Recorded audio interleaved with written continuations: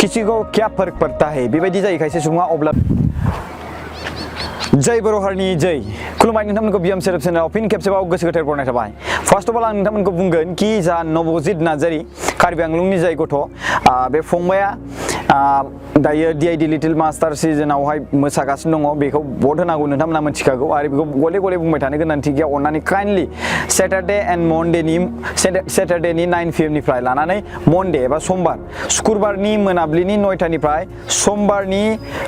माने फुंबिलिनि 9टासिम भट होनानै होबानो जाबाय मिस कल खालामबानो जाबाय आरो एप्सआव डाउनलड खालामनानै बेयावबो भट होनो हायो दिनै आं मोनसे खोथा खोन्थानो रुमबां बसुमतारी रहिन बसुमतारीनि हिन्जाव रुमबां बसुमतारी दाख्लैबावहाय जोङो 6 दिननि सिगां मोनसे भिडिअ खालामदोंमोन बे मानसिखौ दायो मोनबाय रायजो राजाफोर माबोरै मोनदों बेखौ खोन्थानि बे जाथाय जानाया जाहैबाय धेमाजि डिस्ट्रिक्टनि सिङाव थानाय गगामुख बेयावहाय जाथाय जादों बिथाङा बेंकआव फैदोंमोन बेंकआव फैनायावनो बिथाङा डकुमेन्ट्सखौ होनानै माने डकुमेन्ट्सखौ लायनो माने हैनो थाखाय गावनि माने हिन्जावनि बिनानाव जाय दङ माने हिन्जावा गावनि बिनानावनो गावनि हौवाखौ थिनहरदोंमोन बे समावनो बे बेंकनिफ्राय गोमादोंमोन स' बे मानसिखौ मोनबाय बेखौ गुवाहाटियाव मोनदों खामानि मावदों कम्पानियाव बहा हाबदोंमोननो ओमफ्राय बिनि उनाव खोन्थाहरबाय हौवानो स' हौवाया जोंनो खोन्थाहरबाय आदा मोनबाय स' थेंक इउ स' माच होनना बुंहरबाय चेनेलखौ बिथाङा चेनेलनि दारै भिडिअ होनायनि थाखाय रायजो राजाफोरखौबो गोजोननाय जासिबाय आरोना स' रहिनि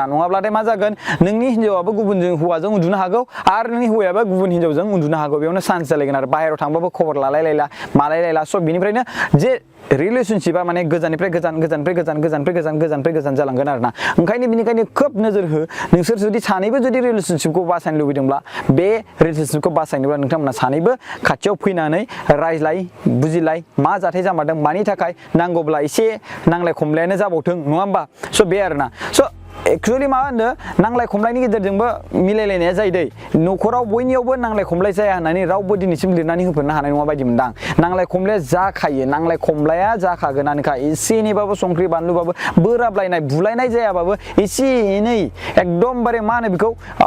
माने नायख्लेंलायनाया जाखागोनखा माबा मोनसे रिजननि थाखाय माबा मोनसे सोरबाबा हिन्जावनि गेजेराव हिन्जावा बैखौ लुबैदों बाट हौवाया गानदों गोबां मोजां मोजां हिन्जावा मोनाखै स' बेवहाय एसेबाबो नोजोरा नांखागोनखा स' बेनो आरोना सोरबा हिन्जावखौ नों जुदि नोंनि न'आव लाबोदोंब्ला बिनि गाननाय जोमनाय जानाय लोंनायखौ जों हौवा मानसिफ्रा रेसपन्सिबिलिटि लानांगौ बे आरो सोरबा हौवानि न'आव जुदि हिन्जावा फैदोंब्ला बेनि हौवानि ओंखाम संनाय जानाय लोंनाय गासिबो जि जोम नायनाय मानाय न'खरखौ बोरैहाय दैदेनलांनांगौ जानाय लोंनायनि बेबस्था लानायजों लोगोसे इनकामनि बेबस्था लानायजों लोगोसे हौवाया माबा मोनसे फैसा थाखा बांद्राय गारदों नामा मादों नामा बेफोरखौ लानायजों लोगोसे गासिबो बेनि सायाव दायित्व रेसपन्सिबिलिटि लानांगौआ हिन्जावनि आरोना स' बेवहाय राननांगौनि खोथा गैया खिन्थु आं बेखौ मोनसे माने बुजिलायथों होननानै बे बाथ्राखौ बाहायदों आरोना रायजो राजाफोर स' प्लिज काइन्डलि आं नोंथांमोनखौ बुंगोन बेफोरबायदि दावराव दावसि जालायनानै खारलायनो नाङा बेबायदि लाजि फोनांलायनो नाङा जुदि नोङो मोजां संसार जानोब्ला बेवहाय रावबो नोंनो फ्रियाव होआ नों बे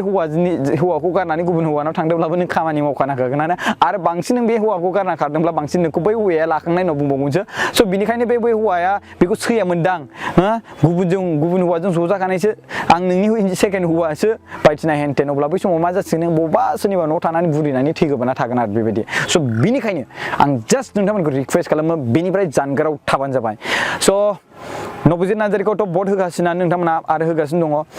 गुवाहाटीनि बरबारिनि जाथायनि सोमोन्दै एसे बाथ्रा रायलायनि आङो गुवाहाटी बरबारिनि जाथायनि सोमोन्दै आं मोनथिनोब्ला आं माने दासिमबो जोंनि बर' हारिनि मानसिफ्रा मदद हैगासिनो दं थांगासिनो दं जा प्रान्जल नार्जारि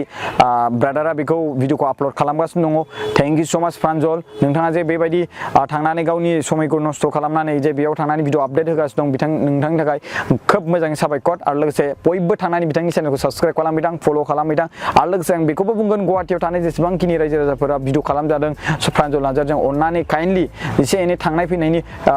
स्कुटि सालायो बेसेरा एकदमबारे स' बेनिखायनो बुराम स्कुटि सालायो बेसेरा अन्थाव बाथावनो स' बेनिखायनो आङो नोंथांमोनाबो जुदि भिडिअ खालामहैनायनि जे एसे एनै खरस थांनायनि नोंथांमोना एसे थावनि थाखाय भारा दाम हरोब्ला आं खोब मोजां मोनगोन आं बेखौ प्रान्जल नार्जारि ब्रादारनि थाखाय आं बुंबाय आरो थेंक इउ स' माच आरो लोगोसे जों दासिमबो खौसेथियैनो दङ आं बे बाथ्राखौ नुनो मोनबाय आरोना बे दारै स' थेंक इउ खुलुमबाय जय बर' हारिनि जय थेंक इउ स' माच स' गाइस बे ससमाखौ आं बेयावहाय बानायदों ग्लासखौ गोदान होदों आरो लोगोसे बेयावहाय 5 मिनिटनि गेजेरावनो नैबे बिथाङा बानायनानै होदों बे जाबाय एडिसि भिजन सेन्टार बे अपोजिट अफ अलंबार फास्ट फुड आरो लोगोसे स्टेट बैंक एटिएम दं खाथियावनो बेवहाय आरो गेवलां हटेलबो दं बे खाथियावहाय बे सेन्टारनि मुंखौ एडिसि भिजन सेंटर होनना बुङो बेवहाय रिसेप्शनाव नैबे आनिया जिरा आंटी बैठते हैं यहाँ पे आप लोगों को रिसीव करेगा आप लोगों को थोड़ा मतलब अंदर में जो भी है उसको इंस्ट्रूमेंट दिखा देता हूँ यहाँ पे ग्लास बनाया जाता है पूरा अच्छा से 5 मिनट्स के अंदर बनाया जाता है और यहाँ पे डॉक्टर है हमारे साहब ये डॉक्टर यहाँ पे आपको दिखाएगा क्या प्रॉब्लम हुआ है क्या नहीं है यहाँ पे सारा ग्लास है ये सब ग्लास है ये ग्लास से आपको दिखेगा क्या कौन सा माइनस का प्रॉब्लम है यहाँ पे आपको दिखेगा आपका आंखों का पावर क्या है क्या प्रॉब्लम है वो सब दिखेगा उसके बाद आपका ग्लास तैयार होगा सो 5 मिनट्स में ये हुआ है आप भी आना चाहते हैं तो मैं आपको कॉन्टेक्ट नंबर दे दूंगा तो वहाँ पे कॉल करके आ जाएगा ये खाजलगांव सेंटर में है डिस्ट्रिक्ट सिरांग में है खाजलगांव के यहाँ पे फास्ट फूड ओलंबार फास्ट फूड भी अपोजिट और नियर ऑफ SBI ATM गेवलांग होटल।